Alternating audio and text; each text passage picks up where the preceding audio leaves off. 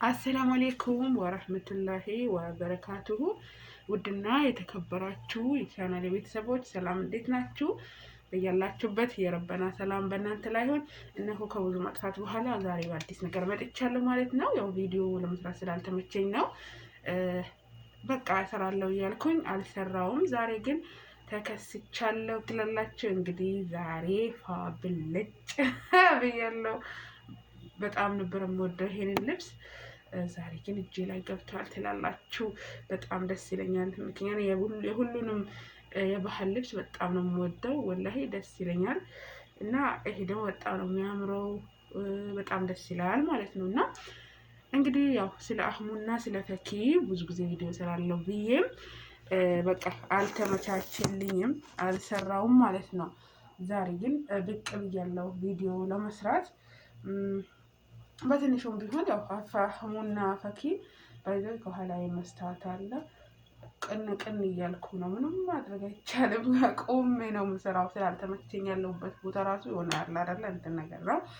ዛት እና አህሙና ፈኪ ማለት ደግሞ መቼም አይለያዩም። አትበሳጩ፣ አትነጫነጩ፣ አትጀናጀኑ፣ አትጀናጀኑ።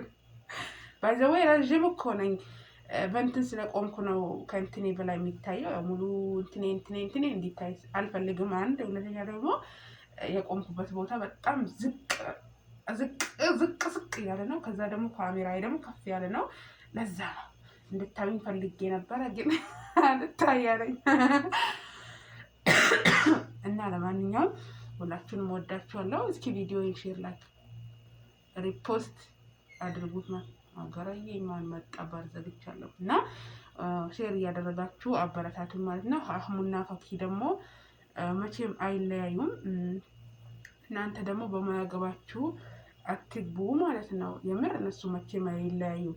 ዱአ አድርጉ ከቻላችሁ፣ ካልሆነ ደግሞ አትበጠብጡ። እየገባችሁ አትበጠብጡ።